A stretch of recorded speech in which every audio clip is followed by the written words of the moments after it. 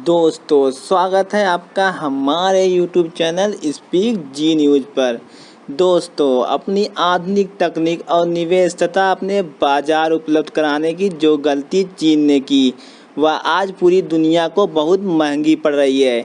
आज चीन ने लगभग सभी अमीर देशों की अर्थव्यवस्था, राजनीतिक व्यवस्था और यहाँ तक कि वहाँ के मीडिया में भी गहरी सेंध लगा दी है।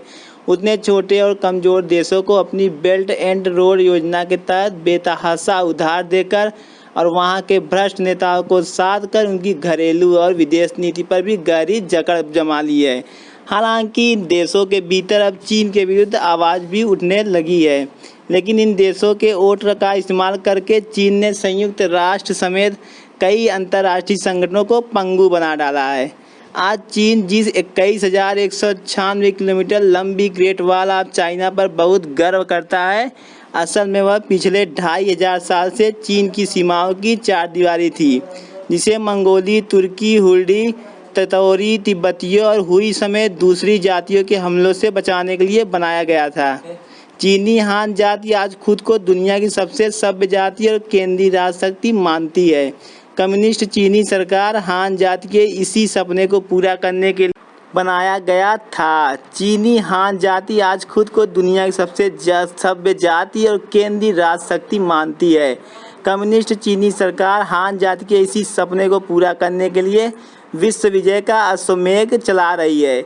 इस विश्व विजय अभियान के तहत 1912 के बाद पहले तो चीन ने दक्षिणी मंगोलिया 1919 और मंचूरिया 1935 पर कब्जा करके उन्हें चीन में मिला लिया। चीन की नई आर्थिक नीति और सैनिक ताकत उसके कम्युनिस्ट नेताओं के सिर पर चढ़ गई है। इस ताकत में मदमस्त होकर चीन सरकार हर किसी देश पर धौंस जमा रही है और छुट्टे सांड की तरह हर किसी भी देश से भिड़ने में लगी हुई है। दक्षिणी चीन सागर और पूर्वी चीन सागर में बरसों तक आतंक मचाने के बाद अब चीन की नौसेना प्रशांत महासागर, हिंद महासागर, अरब महासागर और अदन की खाड़ी जैसे दूरस्थ समुद्रों में नौसैनिक अड्डे बनाकर पूरी दुनिया के लिए एक नई चुनौती खड़ी कर रही है।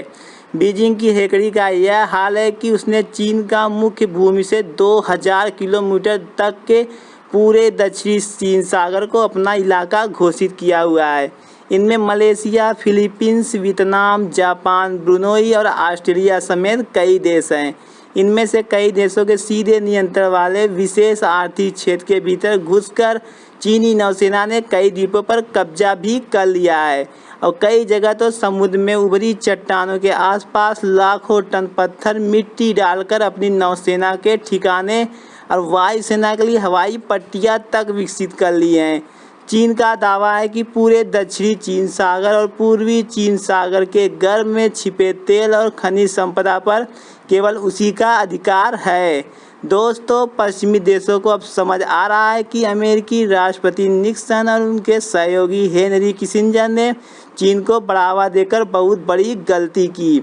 अमेरिका ने तब तत्कालीन सोवियत संघ से जगह संयुक्त राष्ट्र का स्थायी सदस्य बनने, सुरक्षा परिषद में वीटो अधिकार देने, फिर माओ के नेतृत्व वाली कम्युनिस्ट सरकार ने पूर्वी तुर्किस्तान 1949 को हथिया लिया, जिसे शिजियांग नाम दिया गया है। इसके तुरंत बाद 1950 में तिब्बत पर हमला करके उसे हराया और 1951 में उसे जबरन एक संधि पर हस्ताक्षर करवाकर तिब्बत को चीन का हिस्सा बना लिया। इन जबरन कब्जों का परिणाम है कि आज का चीन 1912 वाले चीन का 4 गुना है और उसकी सीमाएं 9 ऐसे देशों रूस, Kazakhstan, Kyrgyzstan, Tajikistan, Pakistan, Bharat, Nepal, Bhutan और उत्तरी कोरिया के साथ मिलती है, जो पूरे इतिहास में कभी भी चीन के पड़ोसी नहीं रहे।